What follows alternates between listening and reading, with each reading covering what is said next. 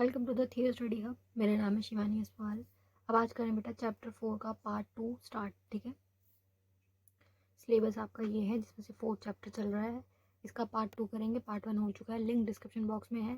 ये मेरी Insta Telegram channel ID है। कोई भी क्वेश्चन क्वेरी आप मुझसे यहाँ पूछ सकते हैं। ये सभी 5th सेमेस्टर के आपके सब्जेक्ट्स हैं जो मैंने करा दिए हैं। लिंक नीचे डिस्क्रिप्शन बॉक्स में है। ये सारे टॉपिक्स हो चुके हैं, बचे हुए ये वाला टॉपिक समावेश और एकीकरण वाला करेंगे आज। एकीकरण समझ लीजिए क्या बोला बेटा, ये कि helping remove barriers and include everyone.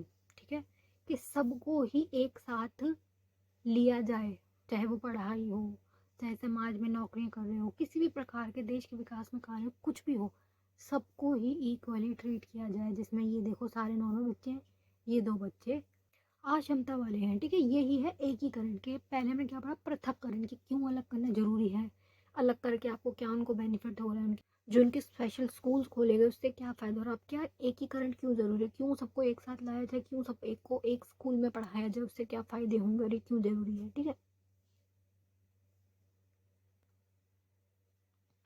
20वीं शताब्दी के उत्तरार्ध में एकीकरण की अवधारणा नहीं थी। ठीक है, न्यू 20th सेंचुरी में आई ये वाली बात कि एक करो, सबको एक साथ लाओ। क्यों? क्योंकि देखो वो जो स्पेशल स्कूल में तुम बच्चे भेज रहे हो, वो सारी जिंदगी पर स्पेशल स्कूल में थोड़ी ना रहेंगे। क्या वो स्पेशल हर जगह उनकी स्पेशल वो होगा? रहना तो उन्हें भी समाज में, रहना हमें भी समाज में। तो समाज में तो सब बराबर है ना, तो सबके सामने सबके बराबर पढ़ाया जाए ना। जो स्कूल नॉर्मल बच्चों के वहीं भेजो। ये एकीकरण वाला टॉपिक क्या बोलता है कि समाज में अगर सबको रखना है और सबको इक्वल रखना है तो सारे बराबर है, उनको अलग मत करो, एक साथ पढ़ाओ, ताकि वो भी सोशल बिहेवियर सीख सके कि उनके साथ कैसा व्यवहार किया जा रहा है, और बाकी के हम जैसे लोग भी उनको एक्सेप्ट कर सके कि ये भी समाज में एक तत्व है जो हमारे ही जैसे अलग नहीं है, इनको कैसे ट्रीट करना है, ये वाली चीज़ों नॉर्मलाइज हो जाए सारे। ये क्या, अलग अलग शिक्षा के विपरीत एकीकरण प्रणाली में नियमित स्कूल में अलग अलग समक्ष अक्षम, विकलांग और समस्याग्रस्त छात्र शामिल हैं। क्या हो गया बेटा, सारे सारे लोगों को इंक्लूड कर दिया इन्होंने। विशेष विद्यालयों को बंद करने के बजाय इस समय के लिए एकीकृत शिक्षा की सुर्खियों में रखा गया था। मतलब ये नहीं कह रहे कि तुम स्पेशल स्कूल को बंद कर दो, बट ये कि एकीकृत शिक्षा हो। एक स्कूल है जिसमें सब बच्चे बैठे हों, नॉर्मल भी अब नॉर्मल भी सारे एक साथ ही बैठे हों। विशेष शिक्षा विद्यालयों में छात्र द्वारा समान की जाने वाली कई चुनौतियों का परिणाम एकीकरण शिक्षा की आवश्यकता है। ठीक है, जो विशेष स्कूल थे वहाँ पे भी बहुत सारी प्रॉब्लम्स उनको देखने को आ रही थी, क्योंकि वो देखो अपने जैसे बच्चों के साथ बैठ रहे हैं, टीचर्स उनसे प्यार से बिहेव कर रही है, सब कुछ नॉर्मल चल रहा है।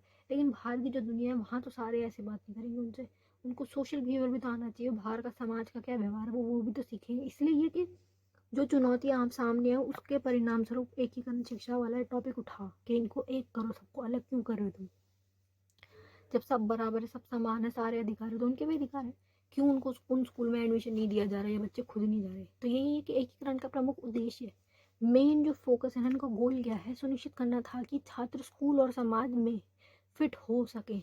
जो स्कूल है प्लस जो समाज है जिसमें पूरी जिंदगी रहना है। स्कूल देखो 12 साल का, वहाँ 12 साल रहना है, ठीक है। बाकी का जो बाहर का समाज है ना, इसको कैसे टैकल किया जाए, इसको कैसे हैंडल किया जाए। ठीक है, यह भौतिक एकीकरण, सामाजिक एकीकरण, शिक्षक एकीकरण को संदर्भित करता है। तीनों प्रकार से हर चीज इसमें इंक्लूड करें। एकीकरण के हिस्से के रूप में विकलांगों को की शिक्षा को मुख्य धारा में लाने का विचार था कि यार इनको भी मुख्य धारा में लाया जाए। जो मुख्य धारा है ना, जिसमें सारे लोग हैं, हम लोग हैं, हम सब एक उसमें है मुख्य धारा में, तो इनको भी मुख्य धारा में लाया जाए। इस प्रकार की शिक्षा के साथ बच्चे नियमित स्कूल में जाएं, जो नॉर्मल स्कूल है ना नियमित, उनमें जाएंगे बच्चे।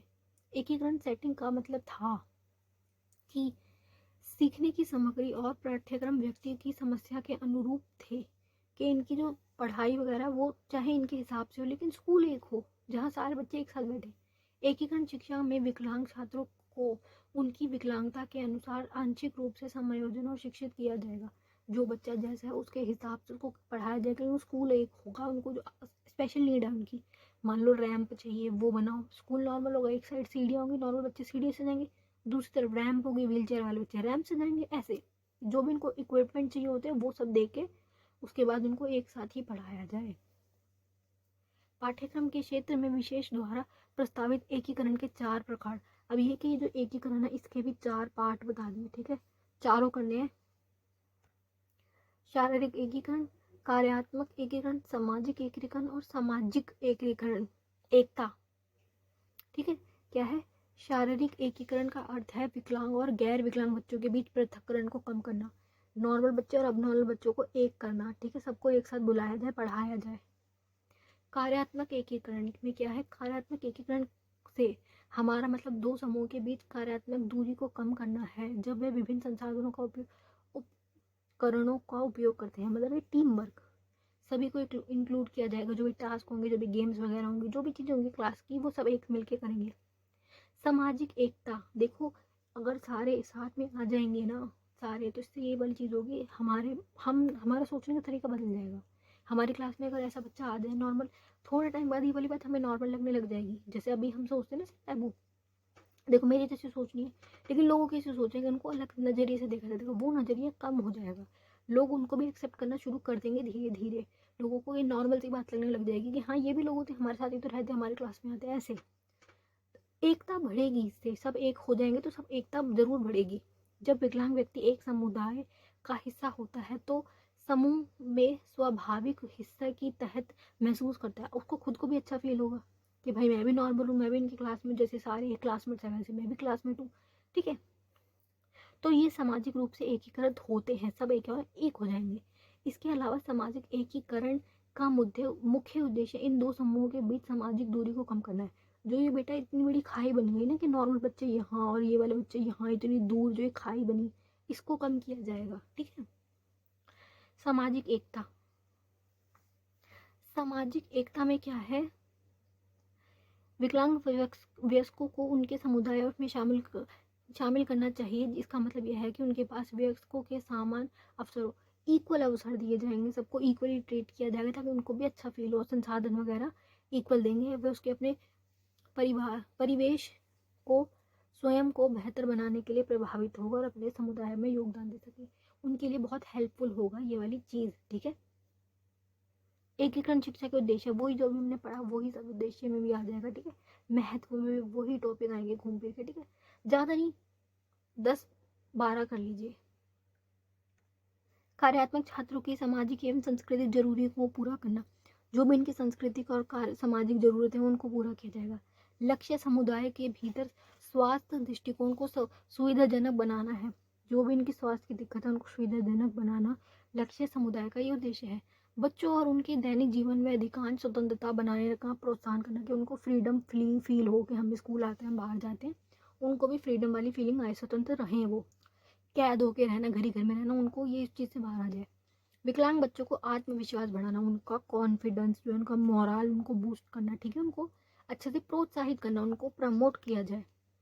विकलांगों को निदान आसानी से और कम उम्र में किया जा सकता है। ये जो भी है विकलांगों का जो निदान है, ये जो इनकी दिक्कत है, कम उम्र में तुम इसका इलाज वगैरह कर सकते हो, तो इसको पूरी गाइडेंस पेरेंट्स को देना, इनको समझाना, उनका पूरा इलाज वाला भी पूरा जिम्मा ये करवाएंगे, ठीक है। पुनर्वास सेवाओं के प्रावधान के लिए आवश्यक आधारभूत संरचना प्रदान करना, मतलब वो आएंगे जाएंगे कैसे, उनकी सेवाएं वगैरह, आधारभूत संरचना जो डिज़ाइन होगा बिल्डिंग का वो सब ठीक करवाना, ठीक है, आवश्यक जो भी इनको ज़रूरत हो, यह सुनिश्चित करने के लिए कि सभी छात्रों को एक मूल्य और समर्थन की शिक्षा प्राप्त हो, सबको एक जैसा ट्रीट किया जाएगा, ठीक है। महत्व, सेम टॉपिक इसमें भी लिख सकते हो। एकीकरण शिक्षा के कार्यक्रम में सभी छात्र मुख्य धारा की सुविधाएं प्राप्त करेंगे, जो हमारे नॉर्मल स्कूल हैं उसमें जो हमें बिहेवियर मिलता है, जो जो पढ़ते हैं हम, वो सब उसमें इक्वल हो जाएंगे सारे आगे। यह व्यक्तिगत अनुभवों के विकास के लिए सुविधा प्राप्त करता है।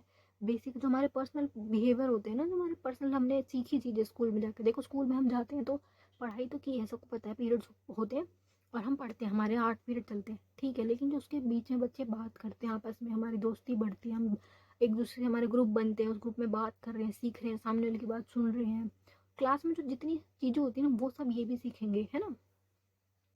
शिक्षा को एकीकरण करने, स्कूल में अपने वातावरण सुधारना, एकीकरण करना, ठीक है। एकीकरण शिक्षा के विकलांग बच्चों को विशेष ध्यान दिया जाता है। एकीकरण में ये होगा कि इनको जो स्पेशल वाले बच्चे हैं इनको थोड़ा सा स्पेशल ट्रीट किया जाए, क्योंकि इनको ज़रूरत है स्पेशल नीड की, तो इनको दे दो, ठीक है। एकीकरण शिक्षा विकलांग बच्चों को सामान्य स्कूली जीवन में यानी जाने में मदद करती है, जो बहुत महत्वपूर्ण है। जो ये शिक्षा है ना, बच्चों को स्कूल आने के लिए प्रमोट करती है कि आप स्कूल आओ, आपके लिए भी इन्वायरमेंट बनाया हुआ है, आपको पढ़ाया जाएगा ऐसे। यह विकलांग लोगों को सामाजिक जीवन का अनुभव कराती है। बेसिक जो बाहर का जीवन है वो समझाती है ये। एकीकरण की समस्या, अब ये देखो समस्याएं आएंगी, क्योंकि देखो बच्चे अलग हैं, तालमेल बनाने में दिक्कत हो जाती है। इतने संसाधन कहाँ से लाओगे कि सारे अपंग बच्चों को एक साथ तुम बिठा के उनको पूरे कॉलेज का स्कूल का डिज़ाइन चेंज करो उनको, कैसे तुम उतना संसाधन कहाँ से आएंगे, ठीक है, इतनी पैसे कहाँ से आएंगे। प्रधानाचार्य और शिक्षकों की ओर से पहल का अभाव क्या है कि टीचर्स प्लस जो प्रिंसिपल वगैरह उनको इतना इंटरेस्ट नहीं होता कि क्या डिसेबल बच्चों पे ध्यान देना, क्या उनके लिए इतना वो मेहनत करना, नॉर्मल बच्चों को बढ़ावा, ऐसे उनकी तरफ से इंटरेस्ट नहीं आता। संसाधनों की कमी होती है, पैसे की कमी होती है। दूसरा ये, मान लो ऐसे स्कूल हैं जहाँ नॉर्मल बच्चे भी आ रहे हैं प्लस वो भी आ रहे हैं, तो जो नॉर्मल बच्चे को पेरेंट्स है ना, वो अपने बच्चे को वहाँ से हटाना चाहेंगे कि भाई हम अपने बच्चे को क्या पागलों के साथ पढ़ाएंगे, ये कोई स्पेशल स्कूल है, हम हमारे बच्चे तो बिल्कुल ठीक है, पागल बच्चों के साथ रहेगा तो ये भी पागल हो जाएगा। लोगों की सोच ऐसी, ये वाली चीज़ आती है कि पेरेंट्स की तरफ से बहुत दिक्कत आती है कि तुम ऐसे बच्चों को एडमिशन क्यों दे रहे हो, हमारे बच्चे के कोई वो है जो तो इनके साथ बैठ के पढ़ेगा, क्या सीखेगा, ये ऐसे बहुत सारी दिक्कतों का सामना करना पड़ता है। विकलांग बच्चों को नामांकन में कई दिलचस्पी नहीं होती। अब देखो पेरेंट्स भी, विकलांग बच्चों के जो पेरेंट्स हैं उनको ये लगता है कि क्या फ़ायदा इनको पढ़ा के, क्या कर लेंगे, क्यों इनको भेजना, ये वाली चीज़ नेगेटिव में। पॉजिटिव में ये कि उनके माँ बाप का ये होता है कि हमारा बच्चा पहले ही ऐसा है, ये कैसे स्कूल में हैंडल कैसे करेगा। उनको ये होता है कि बच्चा नॉर्मल नहीं है, अब नॉर्मल बच्चा है, वहाँ जाके ये कैसे अकेला कैसे रहेगा, टीचर्स कैसे व्यवहार कर रही हैं क्या पता, बच्चे कैसे दूसरे बच्चे कैसे व्यवहार कर रहे हैं, पता चला भेजा मॉरल बूस्ट के लिए था, बच्चे का व्यक्तिगत सुधरे, उसके अंदर कॉन्फिडेंस आए इसलिए भेजा था, और वहाँ जाके बच्चों ने उसकी इंसल्ट कर दी, टीचर ने इंसल्ट कर दी, बच्चे हंस रहे हैं उसके ऊपर और बच्चा उसमें चला गया, है ना। क्या पता तुमने भेजा तो उसके लिए था, कॉन्फिडेंस के लिए, बच्चा डिप्रेशन लेके आ गया। तो यही कि पेरेंट्स की तरफ से भी होता है कि पहल नहीं होती, बच्चों को नहीं भेजते वो स्कूल, उनको डर होता है कि हमारा बच्चा कैसे रहेगा, क्या करेंगे, ऐसे बहुत सारी चीज़ें आ रही हैं इसमें। छात्र और शिक्षक विकलांग लोगों को स्वीकार नहीं करते। टीचर्स भी और बच्चे भी ना उनकी इंसल्ट करते हैं। बच्चों का तो देखो है वाली बात कि इंसल्ट कर देते हैं, उनको नहीं पता चलता कि तुम्हारी बोली गई बात कब तक कितने दिन तक उस बच्चे को इफेक्ट करेगी। बच्चे इंसल्ट कर देते हैं आपस में एक दूसरे की, है ना। विकलांगता निधि उचित तरीके से प्रदान नहीं की जाती। निधि क्या होता है बेटा, पैसे, जो इनको पैसे दिए जाते हैं ना, पेंशन वगैरह इनके लिए जो खास इक्विपमेंट होते हैं वो ना इन तक ही नहीं पहुंचते, बीच में ही गायब हो गए। भ्रष्टाचार है तो देखो सब जगह है। संसाधन, शिक्षकों को स्कूल आने के लिए दिलचस्पी नहीं है। अब देखो टीचर्स को भी दिलचस्पी नहीं है कि हम इनको क्यों ऐसा खास पढ़ाएं, क्यों इन पे एक्स्ट्रा एफर्ट्स करें। टीचर्स को ये वाली फीलिंग होती है कि सरकारी नौकरी लग गई हमारी, हमें कोई हटा तो सकता नहीं है, अब हम पढ़ाएं चाहे ना पढ़ाएं, क्या फ़र्क पड़ा, पैसे तुम्हारे बैंक में आ ही रहे। वो नॉर्मल बच्चों को पढ़ा के राजी नहीं है, स्पेशल वालों को तो क्या ही पढ़ाएंगे। तो ये मतलब समस्याएं बहुत ज़्यादा हैं इनको एक करने में, ठीक है। पृथक करने में इतनी समस्या नहीं है, एक करने में बहुत ज़्यादा दिक्कत आ रही है। 3 तत्वों में ने आम तौर पर समावेश की अवधारणा को आधार का संगठित किया है। ये 4 घटक इस प्रकार है। समावेश क्या होता है बेटा, वही बात कि सबको एक लेके चलो, समावेश जिसमें सभी एक बराबर हों, ठीक है, सारे एक साथ हो। समावेश एक प्रक्रिया है। समावेश क्या है, अब इसकी डेफिनेशन ले लो, पढ़ रहे हैं। समावेश विविधता को संबोधित करने के लिए बेहतर तरीके से नियंत्रित खोज का यंत्र है। समावेश हमें यह भी सिखाता है कि मतभेद को कैसे स्वीकार किया जाए और विभिन्न मतभेदों के बीच कैसे काम किया जाए। जो डाइवर्सिटी है, अलग अलग लोग हैं, अलग अलग सोच है सबकी, उसको कैसे हैंडल किया जाए, समावेश हमें ये भी सिखाता है, ठीक है। बाधाओं को दूर करने और बाधाओं को पहचान करने का शामिल है। इसमें क्या है कि जो भी बाधा है उसको दूर किया जाए और पहचान की जाए कि क्या दिक्कतें आ रही हैं। सभी छात्रों की भागीदारी, सबकी भागीदारी हो, सब चाहे नॉर्मल हो चाहे अब नॉर्मल, सारे सबकी भागीदारी हो, लिंग कास्ट कुछ भी ना देखा जाए इसमें, ठीक है, जेंडर वगैरह कुछ ना हो। उपस्थित और उपलब्धित समावेश का महत्वपूर्ण पहलू है। समावेश का मेन पहलू ये है कि सबकी भागीदारी हो, ठीक है। समावेश शिक्षा का उद्देश्य, जिसमें क्या है सबको एक इक्वल रखा जा रहा है, सब बराबर। इसका उद्देश्य क्या है, जो उद्देश्य हमने एकीकरण के करे हैं ना, जिसमें सारे उद्देश्य उसके महत्व एकीकरण के जो पॉइंट्स है वो बेटा इसमें एप्लीकेबल है। इसमें भी आप उनको डाल सकते हो, कुछ उसमें दिक्कत नहीं होगी, सेम ही बात है, बस ये वर्ड का फ़र्क है। अगर एकीकरण पूछ रहे हैं और समावेश पूछ रहे हैं, कुछ खास डिफरेंस नहीं है, ठीक है। समावेशी शिक्षा के निम्न उद्देश्य हैं, इसके उद्देश्य देख लो। समावेशी शिक्षा का उद्देश्य सुनिश्चित करता है कि सभी बच्चों को गुणवत्तापूर्ण, मुफ्त और अनिवार्य प्राथमिक शिक्षा मिले, सबको इक्वल शिक्षा मिले। यह उन कार्यक्रमों को के लिए भी प्रभावित द्वारा प्रदान करता है जो सभी युवकों को सीखने के लिए ज़रूरी है, जो भी उनकी डेवलपमेंट के लिए ज़रूरी है उनको प्रदान करवाते हैं उन सारे कार्यक्रम को, ठीक है। समावेशी शिक्षा का उद्देश्य सभी स्तरों पर शिक्षा का उत्कृष्ट सुनिश्चित करना है कि हर लेवल पर शिक्षा जाए। सिर्फ यही अमीरों के बच्चे पढ़ रहे हैं, गरीबों के बच्चे भी पढ़े, मिडिल क्लास वाले भी पढ़े, lower middle class, upper middle class, सब आए, ठीक है। यह व्यक्तित्वगत शैक्षणिक सहायता प्रदान करता है ताकि विकलांग बच्चे भी अपनी पूरी क्षमता प्राप्त कर सके। विकलांग बच्चों को प्रमोट करेगा ये, ठीक है, ताकि वो भी नॉर्मल लाइफ जी सके। समावेशी शिक्षा का लक्ष्य खास कर सबसे कमज़ोर और वंचित बच्चों के लिए है। सबसे ज़्यादा ये मेन फोकस समावेशी किस पे करते हैं? कमज़ोर वर्ग पे, वंचित बच्चों पे, गरीबों पे, अपंगों पे, इनके ऊपर सबसे ज़्यादा इनका फोकस होता है। बच्चों के लिए बचपन की देखभाल और शिक्षा के विस्तृत सुधार करना, कि उनको बेसिक तो मिले कम से कम।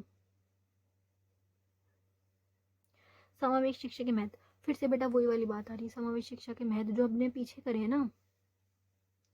उद्देश्य ये और महत्व, इनमें कोई खास डिफरेंस नहीं है, सेम सी बात होगी, बस इसके महत्व में भी वो वाले पॉइंट लिख लो और ये रीड करते हैं एक बार। समावेशी की प्रक्रिया विकलांग और बिना विकलांग दोनों ही छात्रों के लिए अधिक प्रभावी है, दोनों के लिए ही ये प्रभावी है, क्योंकि सबको आगे प्रमोट किया जाएगा, चाहे वो नॉर्मल बच्चा हो, चाहे वो अब नॉर्मल, अगर गरीब बच्चा है, शरीर पूरा ठीक है, सब कुछ नॉर्मल बच्चा है, ऊपर गरीब बहुत है, तो उसको भी तो आगे लाया जाएगा, ठीक। पिछले 3 दशकों में अध्ययनों में पाया गया है कि समावेशी शिक्षा विकलांग बच्चों को अधिक हासिल करने के लिए और बेहतर कौशल प्राप्त करने के लिए प्रोत्साहित करती है। विकलांगों पे मेन फोकस करते हैं, बाकी सब पे फोकस करते हैं कि गरीब बच्चे जो है उनको आगे लाया जाए। समावेशी कक्षाओं में भाग लेने वाले विकलांग छात्र अकादमिक क्षेत्र में अधिक सकारात्मक दृष्टिकोण देखते हैं, ठीक है। अकेडमिक क्या मतलब? पढ़ाई से रिलेटेड जो जितनी भी चीज़ें हैं ना उनमें इनका बहुत इंटरेस्ट होता है, क्योंकि देखो बाहर घूम फिर नहीं सकते, दोस्त नहीं बनते ज़्यादा अच्छे, तो ये पढ़ाई में इंटरेस्ट लेते हैं, अच्छे ही होते हैं ये भी। इन छात्रों को शैक्षणिक उपलब्धता गणित को पढ़ाने में अधिक होती है, ठीक है। हम जानते हैं कि विविध अनुभव रचनात्मक सोच की ओर ले जाते हैं, ठीक है। ये सब चीज़ें क्या है? रचनात्मक सोच, क्रिएटिविटी वाली चीज़ों में इनको ले जाती हैं, इसलिए रचनात्मकता को बढ़ावा देते हैं, ठीक है। कक्षा में एकत्रित किया जाता है, तरीके होते हैं, मतलब ये कि जितनी भी क्रिएटिव चीज़ें होंगी उनको समझाओ, बढ़ाओ, उनको उसमें फोकस करते हैं, इसलिए विविधता समावेश शिक्षा का प्रमुख उद्देश्य है, ठीक है। माता पिता और शिक्षक सुनिश्चित नहीं है कि समावेशी शिक्षा के बारे में क्या सोचना है। हालांकि समावेश शिक्षा का तात्पर्य दार्शनिक ढांचा, पाठ्यक्रम, शिक्षण रणनीति और संज्ञानात्मक संरचना का बदलाव से है, मतलब ये कि जो पुरानी चीज़ें चलती हैं उसमें बदलाव करके, चेंजेस करके उसको बेटर किया जाए, ठीक है। समावेशी शिक्षा का अभ्यास करने वाले समाज अपनी संरचनाओं को अनुकूलित करते हैं ताकि बच्चे, उम्र और मतलब जितनी भी चीज़ें आ रही है ना हमारी लिंग, कास्ट वगैरह, ये सभी को प्रकार के भेदभाव को ख़त्म किया जाए। समावेशी शिक्षा का अनुसार स्कूल का दायित्व ये है कि वो हर बच्चे को स्वीकार करे, चाहे वो कैसा भी हो, किसी भी कास्ट का हो, अमीर हो, गरीब हो, अपंग हो, सही हो, सबको इक्वली एक्सेप्ट करे। इस तरह गरीबों को जो भेदभाव के चक्र से निकाला जाएगा, विकलांग छात्रों को आगे बढ़ाया जाएगा, ठीक है। चलिए बेटा, चैप्टर ये वाला ख़त्म, पूरा यहीं तक था। अभी भी किसी को कुछ ना समझ आ रहा आप कमेंट बॉक्स में पूछ सकते हैं। Thanks for watching, best of luck for your exam. Video अच्छी लगी तो लाइक कमेंट शेयर ज़रूर कीजिएगा। बाय।